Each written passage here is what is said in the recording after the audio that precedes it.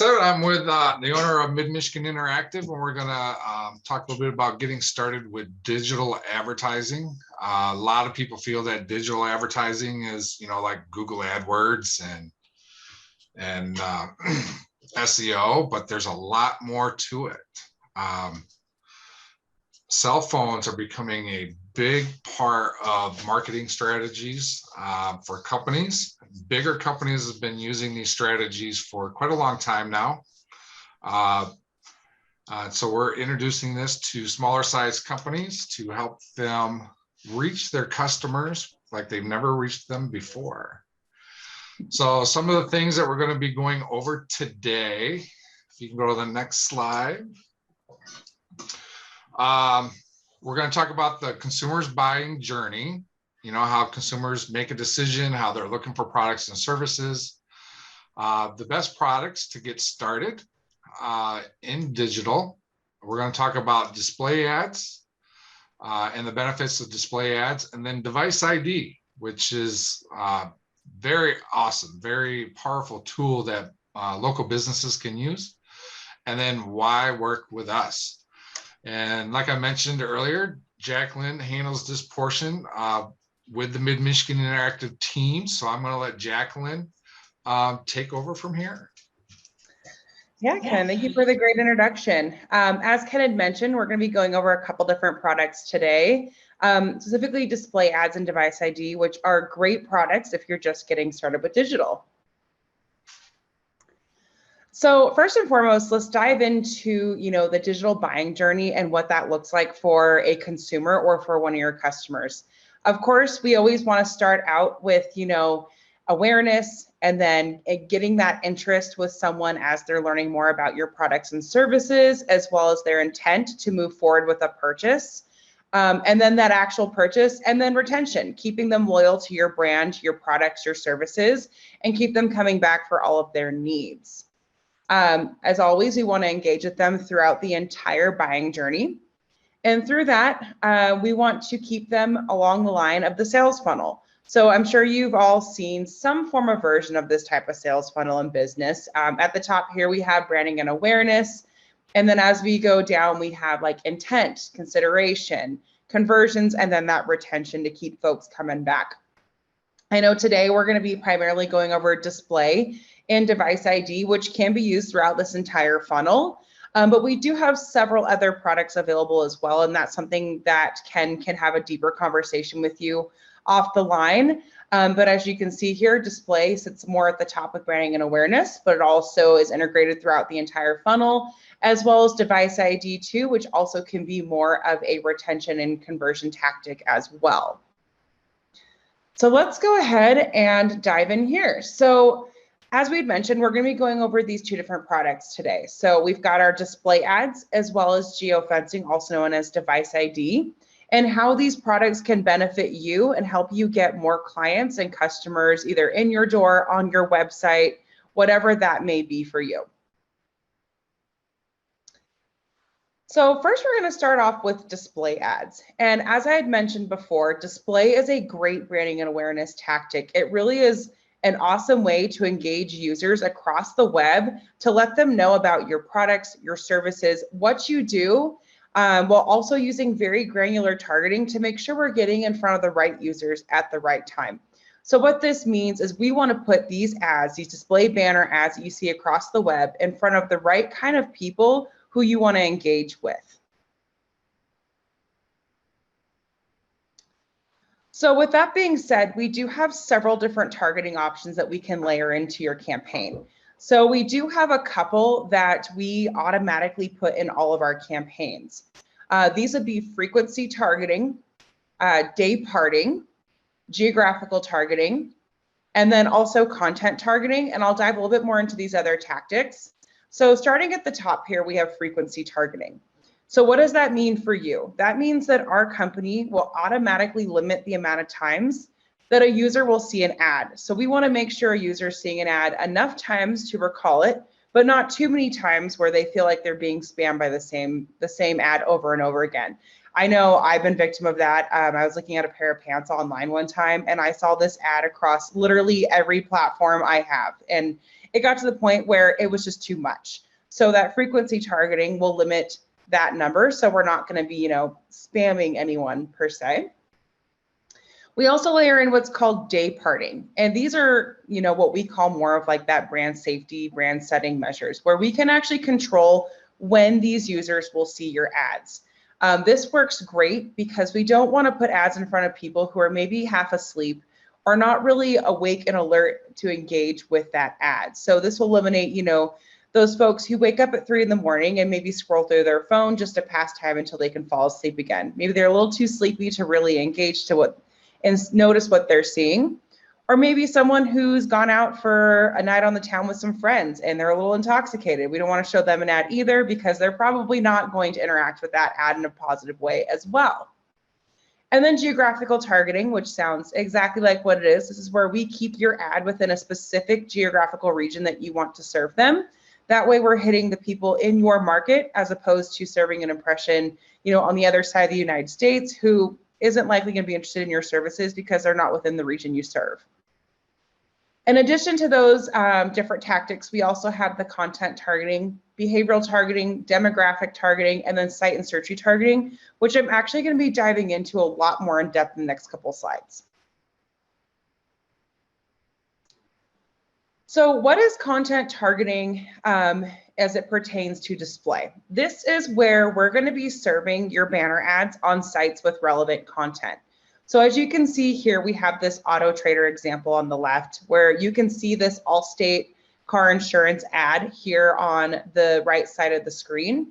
The reason why that ad is showing up on Auto Trader is because someone who's searching Auto Trader, which is a relevant car site, may also be interested in insurance for their car because they're both for cars. We can do this with, several different types of businesses, rather it be, home improvement type services. We can put it up on like maybe DIY project sites or other home improvement type sites, food and dining if you're a restaurant, health if you're the healthcare industry, parenting, you name it. We have so many different content channels that we can serve on and put these ads on sites with relevant content because those users searching on those sites are likely interested in the services that you provide because they're relatable to the content of the site.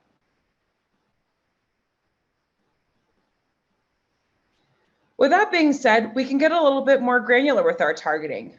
This right here, behavioral targeting, is probably my favorite type of targeting for display. This is where we actually target the user based on their online history, their online behaviors, as opposed to just serving the ad on a specific type of website. So these screenshots here are actually ones that I've screenshotted myself. I'm being targeted in both these ads. So as you can see here on the top page, you've got that Domino's ad. That is my preference for pizza. I know I should probably go to Mom and Pop, but that's the one I typically order from. And it's on Yahoo, which is not relevant to pizza whatsoever. The reason why this ad is here is because I like pizza. I order from Domino's frequently, so they are targeting me as I'm on Yahoo's site. On the bottom here, you can also see that there is a ad for what's called a purple mattress. Not sure if you're familiar with it, but I have recently been in the market to buy a new bed. And because I was doing my online research, I'm being targeted by this brand of mattresses on the New York Times, which is not a site relevant to, beds, mattresses, or anything along those lines. Now, with that being said, these are, examples very specific to me, but we can reach all types of different users. So on this next slide here, here's just some targeting ideas that we have. With that being said, we have millions of different segments we can target, but here are some of the more popular ones. Folks who are interested in arts and entertainment, folks who are, auto buyers or owners, people who are very family oriented in the market for anything financial insurance related, maybe lifestyle related, hobbies, home improvements, a big one. Purchasing behaviors, real estate, you name it, we can target users based on whatever they're interested or expressing their interest online. This next slide here, this is just showing you just exactly how granular we can get. So not only can we target people from a general aspect of what they may be interested in, we can even get specific down to like the types of hobbies they like. Maybe they're into fitness, but specifically running and fitness, or Maybe they're, somebody who's looking to do home improvement, but they're specifically looking for their roof repaired, or, their HVAC systems to have some, services or whatnot. Maybe somebody who's specifically interested in outdoor activities or hiking or kayaking, or maybe folks who are interested in seasonal or holiday type shopping. We also have like moms that shop like crazy, people who are interested in nonprofits and donating to nonprofits. These are all types of folks that we can reach based on the targeting we have available to us through display. In addition to behavioral targeting, we can also target folks based on their demographics. This is going to be ethnicity, education level, household income, age range. These work great for when you're trying to target, specific users based on their demographics. A great example of this would be a college. Maybe they're trying to get more folks applying to their grad school or their master's degree. We can specifically target those who already have a bachelor's degree, because that's somebody who may be interested in furthering their education to, get their master's. We can also target specific age ranges. Maybe you're looking for someone who is in the market to buy a new home and it's their first time buyer. Maybe we want to target those folks who are, ages 25 to 35. Or if you are, selling any type of retirement services and we want to hit that 55 plus community, that's something we can absolutely do. Household income would be great for if you're doing any luxury type products where you want to reach people who have a little bit more disposable income. We can go ahead and layer that in as well, just to make sure that we are hitting those folks who can't afford the products and services you offer.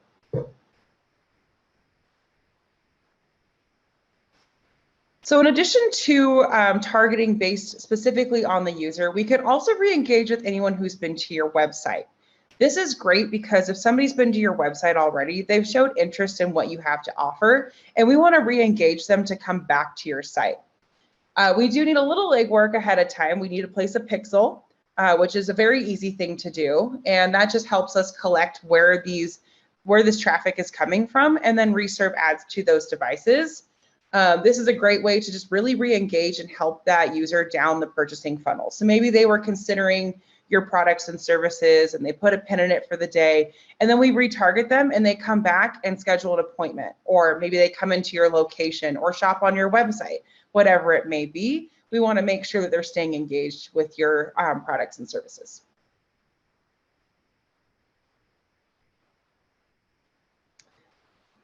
And the last type of targeting we offer is what's called search retargeting.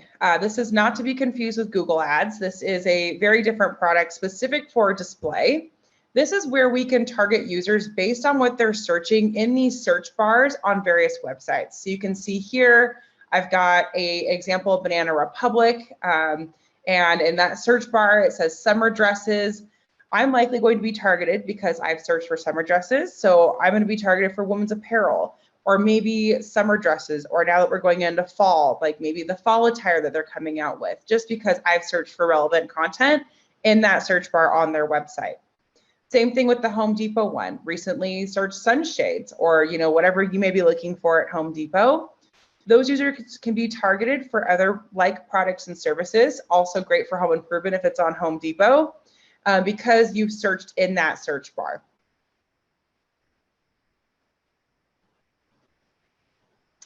So now that we've gone over each of the different targeting tactics, why use display? Well, first and foremost, we have outstanding reach. As I had mentioned before, we have so many different targeting segments available to us, so we can really place your ads in front of the right people at the right time.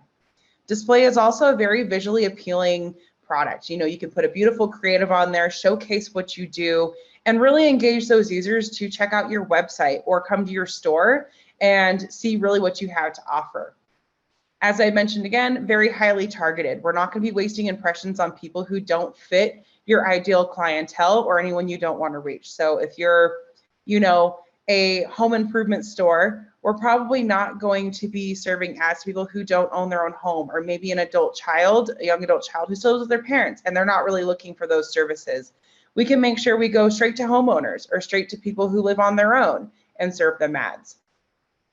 It also pairs well and plays well with other products. So display does work hand in hand with, just about every product in the digital pipeline.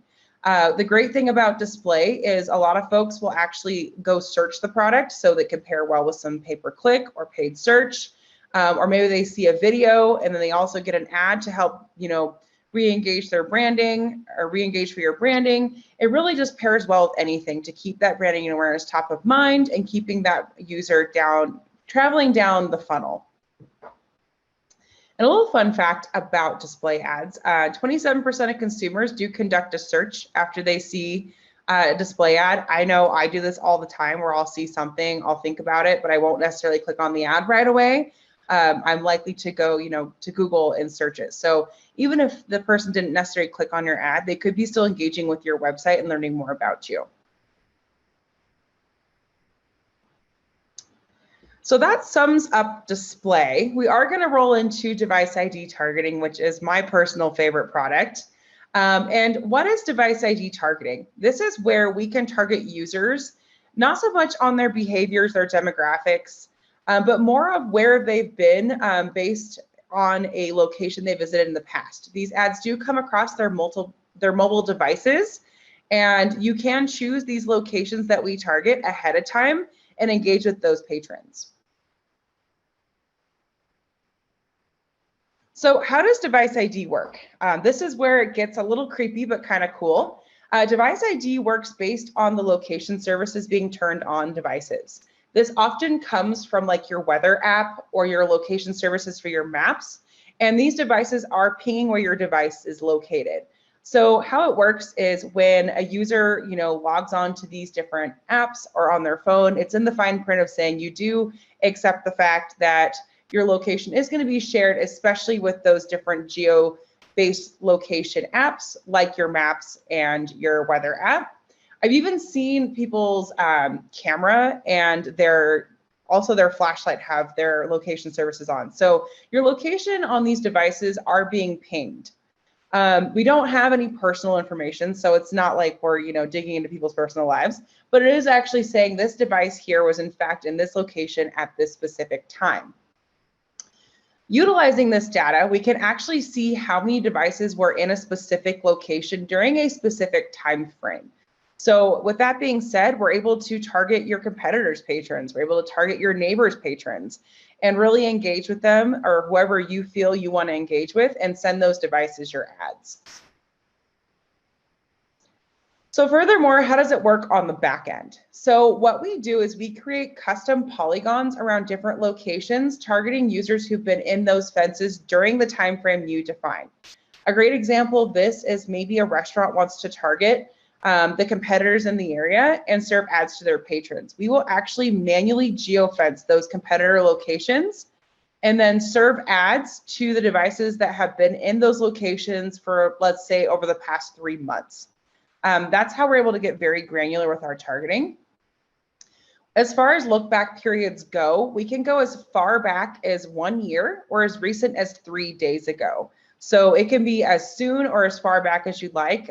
Also with, the recent pandemic, we can change that look back window. We know that maybe going back a year is beneficial just because maybe not everyone has been out and about over the last year, but that's something we can always look at in the pre-sale phase and decide if we have enough devices, and if we want to change that look back period, we absolutely can.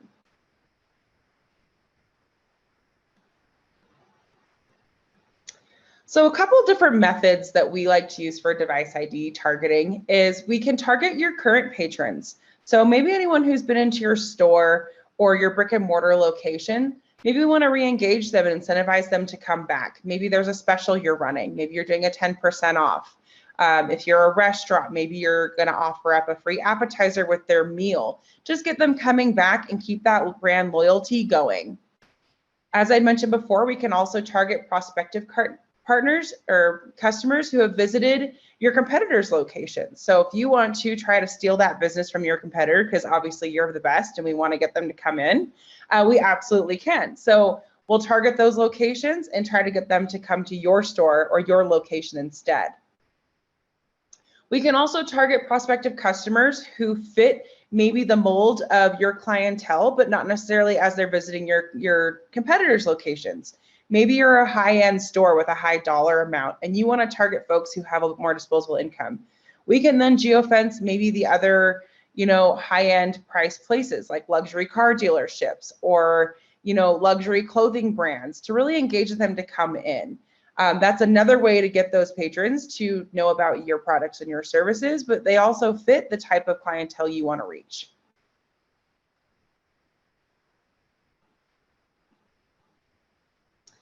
So proof of success. This is why device ID is one of my favorite tactics. Not only can we get really granular with our targeting by geofencing competitors, your existing patrons, or other folks in other businesses that fit the same type of clientele that you have, we can also prove the return on an investment. Every month that your campaign is running, we will send over what's called a foot traffic attribution report.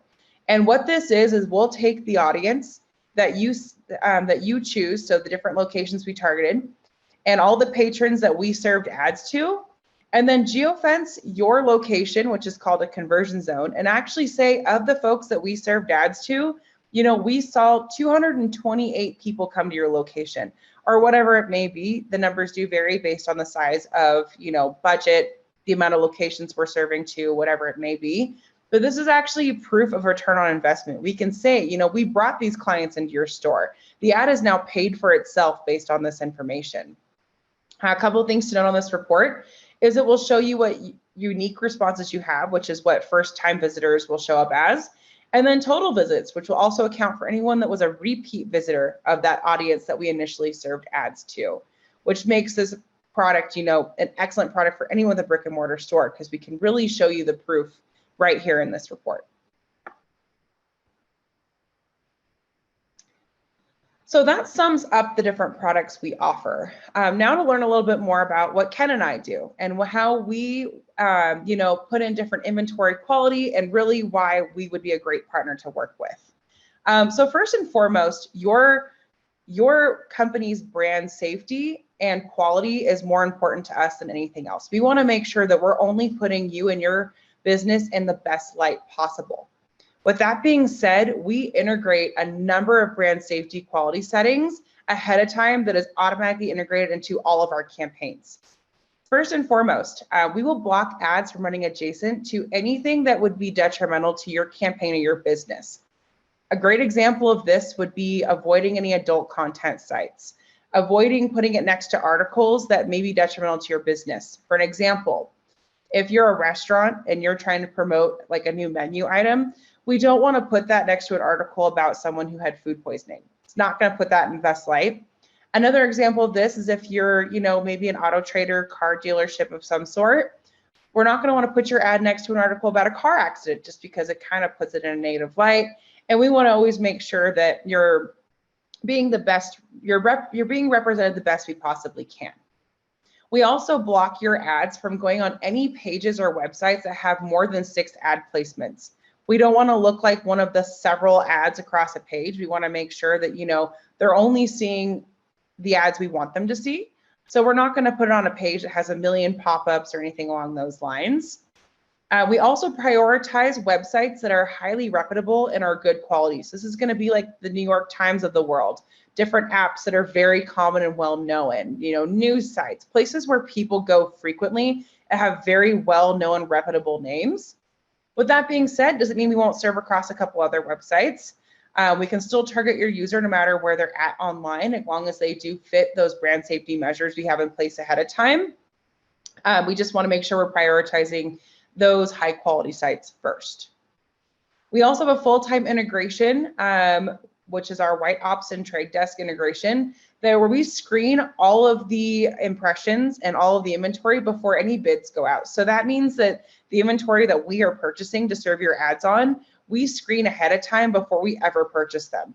Meaning we're avoiding any bot traffic or anyone that's not a real live human user seeing your ads. So we're not wasting impressions on people or on computers that, will never be beneficial to you or your business.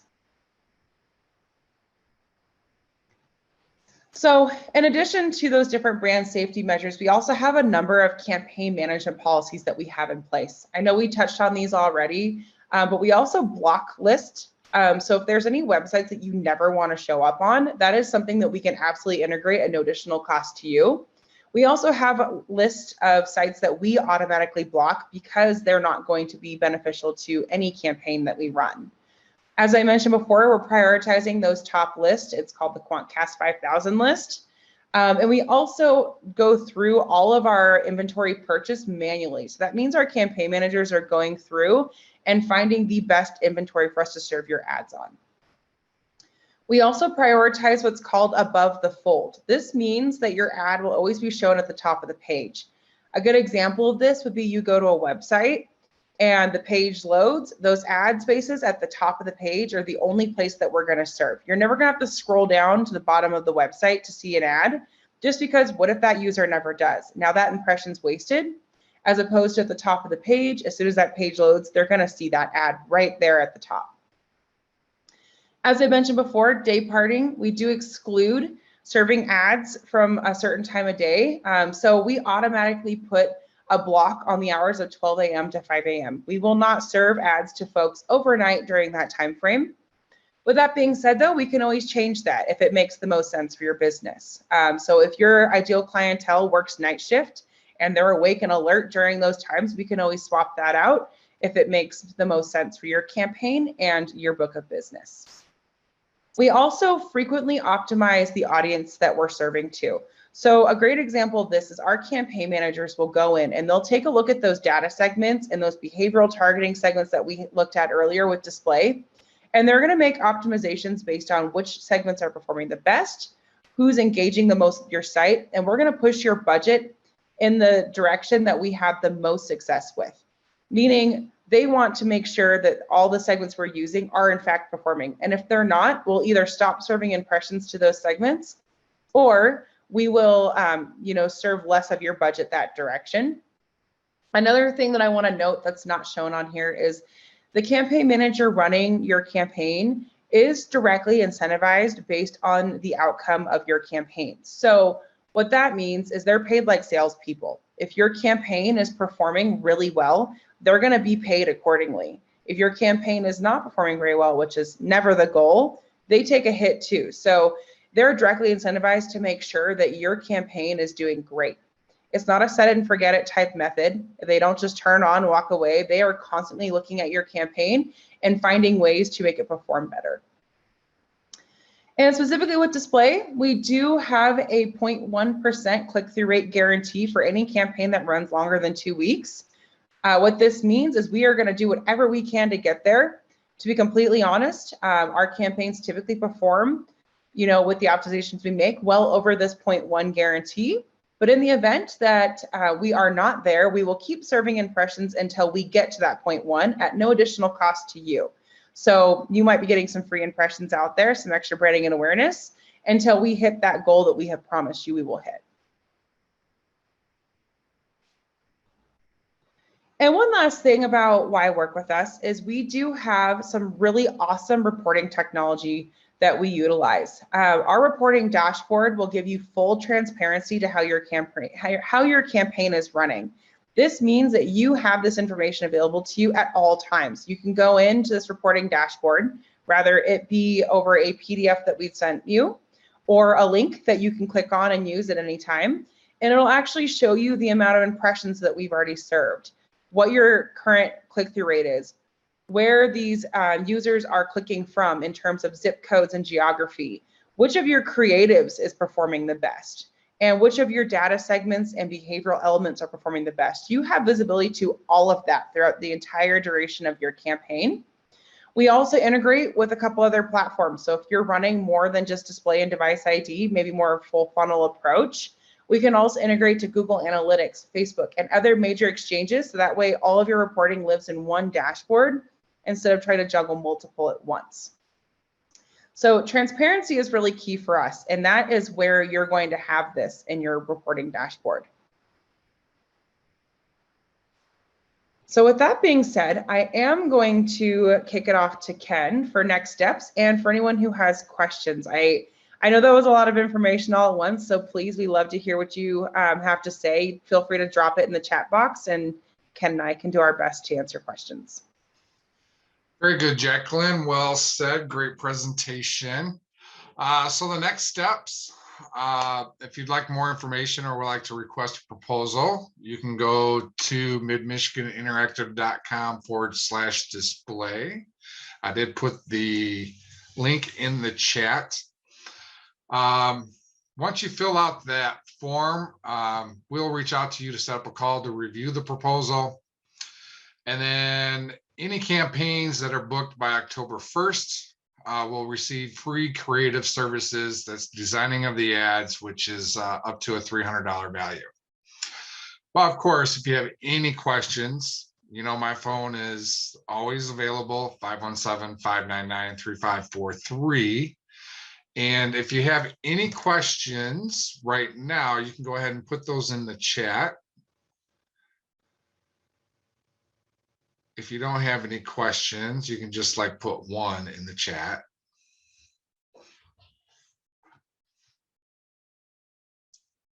Rhonda does not. Eric does not. All right.